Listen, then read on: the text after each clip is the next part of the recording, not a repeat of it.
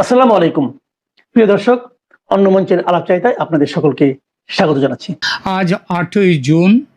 এই video record করছি যখন তখন ঘড়ির কাঁটা 7 জুন পেরিয়ে 8 জুনে পা রেখেছে। ভারত বাংলাদেশের সম্পর্কের বর্তমান টানাপোড়েনের মধ্যে আজকের দিনটি অবশ্যই একটি বিশেষ দিন বটে, কিন্তু দিনটি কি ব্যতিক্রমী দিন হতে পারবে? কেন বলছে কথা? কারণ আজ থেকে নয়াদিল্লিতে শুরু হতে চলেছে ভারত বাংলাদেশ দুই দেশের সীমান্ত রক্ষী বাহিনীর মহাপরিচালক স্তরের বৈঠক। এরকম উচ্চ পর্যায়ের বৈঠক তারেক রহমান সরকারের আমলে এই প্রথম। আপনারা জানেন, দু দেশের সীমান্ত বেশ কিছুদিন ধরে রীতিমতো উত্তপ্ত। বিএসএফের দ্বারা বর্ডার কিলিং, সীমান্তে ভারতের কাঁটাতারের বেড়া দেয়া এবং অবৈধ বাংলাদেশিদের ভারত থেকে জোর করে বাংলাদেশে পুশব্যাক করা, এই সব নিয়ে, বিশেষ করে এই তিনটি বিষয় নিয়ে যখন দু দেশের সম্পর্কে যথেষ্ট উত্তাপ জমা হয়ে গেছে, তখনই এই বৈঠক। সুতরাং আজকের বৈঠক শুরুর দিনটিকে যে বিশেষ দিন হিসেবে মানতেই হয়, কারণ আলোচনার মাধ্যমে সমস্যা দূর করার লক্ষ্যে এই বৈঠক বসছে।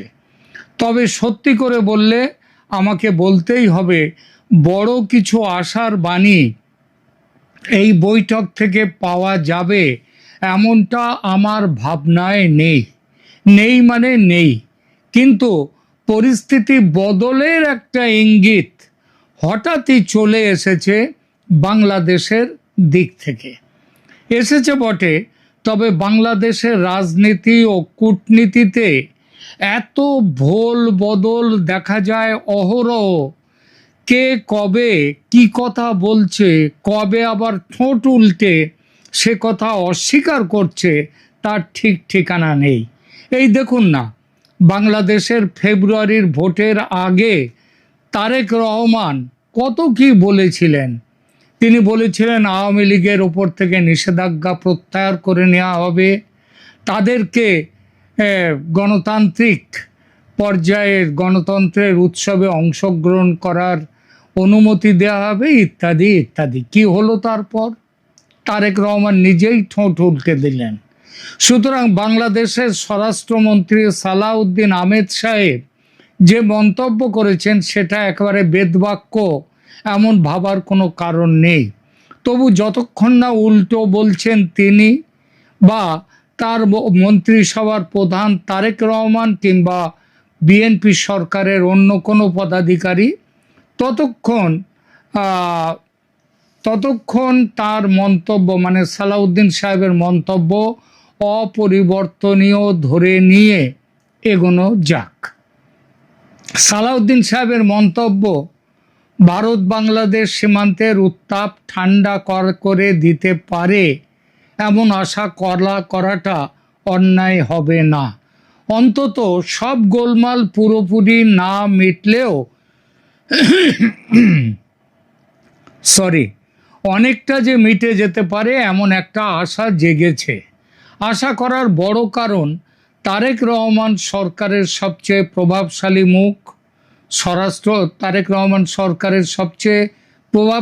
মুখ, স্বরাষ্ট্রমন্ত্রী সালাউদ্দিন আহমেদ। আর সালাউদ্দিন আহমেদ এই মন্তব্যটি করেছেন এবং মন্তব্যের টাইমিংটা দেখুন। ঠিক ভারত বাংলাদেশের সীমান্ত রক্ষী বাহিনীর 4 দিন ব্যাপী নয়াদিল্লি বৈঠকের ঠিক কদিন আগেই তিনি কথাগুলো বললেন।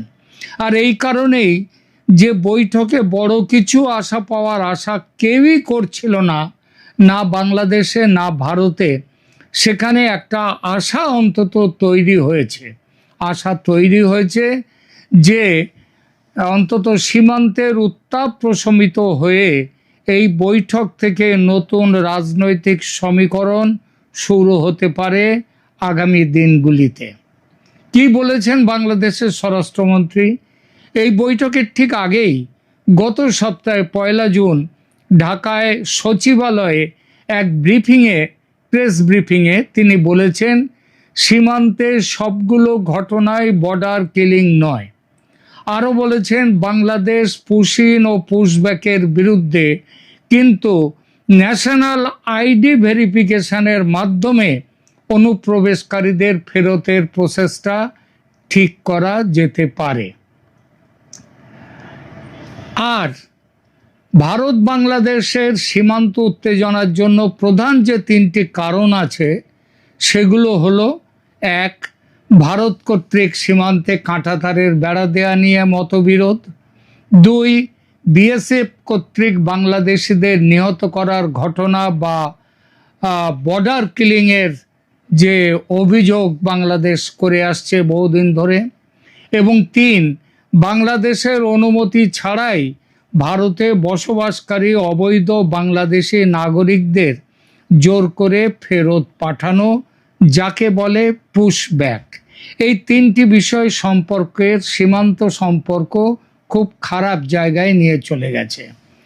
এক এক করে এই তিনটি বিষয়ের আলোচনায় আসি। প্রথমে সীমান্তে কাঁটাতারের বেড়া নিয়ে কথা। এই বিষয়ে সরাসরি সালাউদ্দিন আহমেদ কিছু বলেননি, কিন্তু অনেক সময় মৌনং সম্মতি লক্ষণম হয়ে যায়।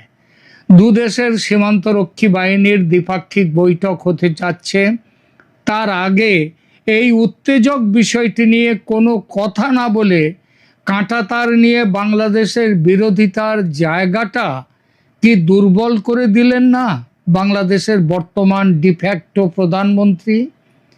আপনি, প্রিয় দর্শক, আপনি এই ব্যাখ্যার সঙ্গে সহমত না হতেই পারেন, কিন্তু একটা প্রশ্নের জায়গা যা আছে সেটা তো অস্বীকার করতে পারেন না। এরপর আসি বর্ডার কিলিং প্রসঙ্গ নিয়ে। সালাউদ্দিন সাহেব কি বললেন? স্বরাষ্ট্রমন্ত্রী পরিষ্কার করে বলেছেন, বর্ডার কিলিং হচ্ছে যদি অন্য দেশের বাহিনী কর্তৃক আমাদের সীমান্তে অথবা জিরো লাইনে এসে কোনো হত্যা বা কিলিং করে, সেটাকে আমরা বর্ডার কিলিং বা সীমান্ত হত্যা বলতে পারি। কিন্তু যদি অন্য দেশের বাহিনী তাদের সীমানার অভ্যন্তরে কেউ অপরাধে জড়িত থাকলে তাদের দেশীয় আইনে অ্যাড্রেস করে, অর্থাৎ গুলি করে মারবে কি মারবে না সেটা তাদের নির্ধারণ করার ব্যাপার, সেটা যদি করে তাহলে সেই হত্যাকে বর্ডার কিলিং বলা যায় না। অর্থাৎ বাংলাদেশের কেউ যদি অবৈধভাবে ভারতের সীমানায় যায় এবং গুলি খায়, সেটা বর্ডার কিলিং হবে না। এই কথা মেনে নেয়ার মাধ্যমে 2011 সালের জানুয়ারি মাসের ফেলানী খাতুন হত্যা মামলা নিয়ে বাংলাদেশের সেই ঐতিহাসিক প্রতিবাদটি কিন্তু দুর্বল হয়ে গেল। দুর্বল হলো এরকম বহু কেস। এই মন্তব্যের পর ভারত বাংলাদেশ সীমান্ত সংক্রান্ত রাজনৈতিক বিতর্কে নতুন মাত্রা যোগ হয়েছে। এতদিন সীমান্তে বিএসএফের গুলিতে কোনো বাংলাদেশি নিহত হলেই বর্ডার কিলিং করছে ভারত, এই অভিযোগ তুলে চিৎকার শুরু করে দিত বাংলাদেশ। কারা নিহত হতো, কেন নিহত হতো, কোথায় নিহত হতো? নিহত হতো বাংলাদেশ থেকে অবৈধ পথে যারা ভারতে ঢুকতে চাইতো, চোরা কারবার করত তারা। ভারতের সীমানার মধ্যে এসব মৃত্যু ঘটলেও বাংলাদেশ বলতো গুলি করবে কেন ভারতীয় বাহিনী, এটা মানবতা বিরোধী ইত্যাদি ইত্যাদি। লক্ষণীয় হলো যারা মরে তারা সবাই বাংলাদেশি। কিন্তু শুধু বাংলাদেশিরাই কেন মরে সীমান্তে? কারণ তারাই তো দেশ ছেড়ে ভারতে আসতে চায়। সীমান্তে তারাই গরু ইত্যাদি চোরাচালানের মূল অভিযুক্ত থাকে, তাদের সঙ্গে ভারতীয়রা থাকে, কিন্তু তারা বাংলাদেশের ভেতরে না গিয়ে ইন্ডিয়া পারেই থাকে। এবার এরকম মৃত্যুর ঘটনায় বাংলাদেশের বিজিবি ও মিডিয়ার চিৎকার অনেকটাই যে থামবে এটা বলা যায়। এবার আসুন এই প্রসঙ্গের সবচেয়ে গুরুত্বপূর্ণ অংশে ফোকাস করি। এটা হলো পুশব্যাক নিয়ে যে নিদারুণ সমস্যার সৃষ্টি হয়েছে দু দেশের মধ্যে, সে বিষয়ে সালাউদ্দিন আহমেদের বক্তব্য কিভাবে পুরো প্রসঙ্গে ভারতের অভিযোগকে প্রকারান্তরে সমর্থন দিয়ে সমস্যাটিকে নিরসনের চেষ্টা কিভাবে করলো সেই বিষয়টি। স্বরাষ্ট্রমন্ত্রী বলেছেন বাংলাদেশ পুশ ইন বা পুশব্যাক মেনে নেবে না, কিন্তু এর সঙ্গে সঙ্গে আর যে কথাটি বলেছেন সেটি গুরুত্বপূর্ণ। আজ অবৈধ বাংলাদেশিদের ভারত থেকে যে পুশব্যাক করা হচ্ছে তার কারণ কি? ভারত এসব মানুষদের দেশে ফেরত পাঠাতে কাগজপত্র বাংলাদেশের হাতে পৌঁছে দেওয়ার পরও যখন কোনো সাড়া পায় না, তখনই তো জোর করে সীমানার ওপারে তাদের পুশব্যাক করতে বাধ্য হয়েছে। ভারত বারবার এই অভিযোগ করেছে যে বাংলাদেশের কাছে 5 বছর আগে পাঠানো এই ধরনের কাগজ ফেরত নিয়ে যাওয়ার ব্যাপার, সেগুলোরও কোনো জবাব দেয়নি বাংলাদেশ। বাংলাদেশ কানেই তোলেনি এই সমস্যা। স্বরাষ্ট্রমন্ত্রী আজ সরাসরি এই অভিযোগ মেনে না নিয়ে, মানে ভারতের অভিযোগটা মেনে না নিয়ে ঘুরিয়ে কিন্তু মারলেন সে কথা। তিনি বলেছেন ন্যাশনাল আইডি ভেরিফিকেশন করে প্রয়োজনীয় প্রসেস সত্বর ফলো করা হবে। অর্থাৎ এই বক্তব্য থেকে যে গুরুত্বপূর্ণ তথ্য পাওয়া যায় সেটা হলো ন্যাশনাল আইডেন্টিফিকেশন বাংলাদেশ সরকারের, সেই ডকুমেন্টের ওপর ভিত্তি করে সিদ্ধান্ত নেওয়া হবে। এর ফলে ধরে নেওয়া যায় যে তারা ভারতে এসে আইডেন্টিটি কার্ড কি তৈরি করেছে না করেছে সেটা নিয়ে বাংলাদেশ কোনো আর সেটা নিয়ে প্রতিবাদ কিন্তু সেইটা নিয়ে হাঙ্গামা করবে না, এবং ধরে নেওয়া যায় যে অবৈধ বাংলাদেশিদের ফেরত নেওয়ার বিষয়টি আর বাংলাদেশ অনির্দিষ্টকালের জন্য ঝুলিয়ে রাখবে না। এই বিশ্লেষণ অত্যন্ত গম্ভীর এবং সঠিক, এবং এক লহমায় সীমান্তের নো ম্যানস ল্যান্ডে যে ভয়ঙ্কর মানবেতর পরিস্থিতি ক্রমশই বাড়ছে, সেই পরিস্থিতির ইতিবাচক দিকে পরিবর্তনের একটা আশা তৈরি হয়েছে। বাংলাদেশের মানুষ আর নো ম্যানস ল্যান্ডে থাকতে বাধ্য না হয়ে তার দেশের মাটিতে যাওয়ার ও থাকার সুযোগ পাবে তাদের ঘরে ফেরার। দর্শক, ভারতে বসবাসকারী অবৈধ বাংলাদেশি অভিবাসীদের দেশে ফিরে যাওয়ার হেনস্থা নিয়ে আমরা এই ক্যালকাটা ডায়ালগস চ্যানেলে বেশ কয়েকটি প্রতিবেদন করেছি। আমরা কারোর মুখের ঝাল খাইনি, না বাংলাদেশের না ভারতেরও। আমরা শুধু ব্যাখ্যা করেছি কোন পরিস্থিতিতে এই মানুষগুলো গিয়ে পড়ছে।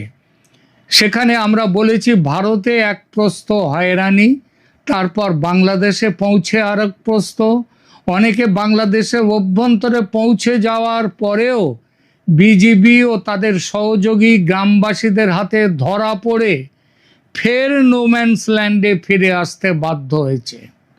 এই মানুষগুলো স্পষ্ট বলছে তারা বাংলাদেশের অমুক জেলার, অমুক উপজেলার, অমুক জায়গার বাসিন্দা। তা সত্ত্বেও বিজিবি তাদের ধরে নিয়ে আসছে, নোম্যান্স ল্যান্ডে ফেলে দিচ্ছে। তারা বলছে না যে কখনো যে এরা বাংলাদেশের মানুষ নয়, সেটা কিন্তু বলছে না। তাদের একমাত্র আপত্তি ভারত এদের আন্তর্জাতিক আইন মেনে ফেরত দেয়নি।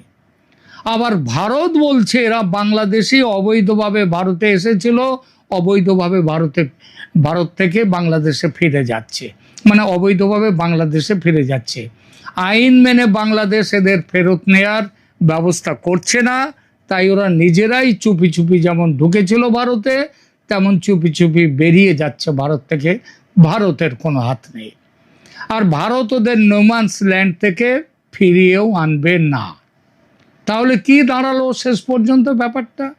ওরা নোম্যান্স ল্যান্ডে রোদে জলে ভিজে না খেয়ে জল না পেয়ে মরবে, সাপের কামড়ে মরবে। ওরা বাংলাদেশি, কিন্তু কানুন মেনে ফেরত আসেনি ভারত থেকে, এই ওদের অপরাধ। তাই বাংলাদেশে নিজেদের বাড়িতে ফিরতে পারবে না। কি চমৎকার বক্তব্য ছিল বাংলাদেশ সরকারের এবং বর্ডার গার্ডস বাংলাদেশের, ভাবুন একবার। আবার তারা কিনা বলেছে যে এটা মানবিক দিক দিয়ে ভারত নাকি অত্যন্ত অন্যায় কাজ করছে। আর তোমরা তোমাদের নিজেদের দেশের মানুষদের মানবিক দিক দিয়ে কি বড় কাজটা করছো সেটাও একবার বলো। সালাউদ্দিন আহমেদের মন্তব্য এবার অন্তত এই হতভাগ্যদের বেআইনি ফিরে আসার দুর্দশার হাত থেকে বাঁচাবে, এই আশাটা উজ্জ্বল করেছে। সেই সঙ্গে বিষয়টি নিয়ে ক্রমবর্ধমান উত্তেজনার পারদ যেভাবে দুই দেশের মধ্যে চড়ছিল, যেভাবে যুদ্ধ পরিস্থিতি তৈরি হচ্ছিল, নিশ্চিতভাবেই সেই পরিস্থিতি খানিকটা থমকে যে গেল বলাই যায়। শুধু এটুকুই নয়, চীন এবং পাকিস্তানের সাথে তারেক রহমান সরকারের যে প্রণয় গত কিছুদিন ধরে চলছে এবং ইউনূস সরকারের যে প্রক্রিয়া, সেই প্রক্রিয়াটাকে যেভাবে চালিয়ে নিয়ে যাচ্ছিল তারেক রহমান সরকারের একটা অংশ, সেই প্রক্রিয়াতে অন্তত একটু চাপ এবার পড়বে, একটু বাধা আসবে, এটা বোঝাই যাচ্ছে। এখন বাংলাদেশের মানতে হবে, তারা যদি যুদ্ধ না চায়, যদি যুদ্ধের মধ্যে তাদের না পড়তে হয়, ফেসবুকের যুদ্ধ নয়, সোশ্যাল মিডিয়ার যুদ্ধ নয়, এই ব্যাপারে বাংলাদেশের মানুষের একটা সংখ্যক মানুষের বেশ ভালো রকম একটা দখল আছে ফেসবুকে যুদ্ধ করার, সোশ্যাল মিডিয়ায় যুদ্ধ করার। বা যুদ্ধ বাঁধলে ফেসবুকে যুদ্ধ হবে না। সুতরাং আশা করা যায় বাংলাদেশের যে পথ দিয়ে চলছিল ভারত বিরোধিতার পথে, সেই পথটা, সেই চলাটা একটু থমকে যাবে। পুরো বন্ধ হবে কিনা জানি না, একটু থমকে যাবে। আজ 8ই জুন বিজিবি বিএসএফ বৈঠকে কি হয় সেদিকে আমাদের নজর থাকবে। আমরা নিয়মিত দিয়ে যাব এই বিষয়ের কারেন্ট স্ট্যাটাস ও আপডেট। পরিস্থিতির এই নতুন রূপান্তরের সম্ভাবনা সম্পর্কে প্রিয় দর্শক আপনারা কি ভাবছেন কমেন্ট করে জানান, আর চ্যানেল সাবস্ক্রাইব করে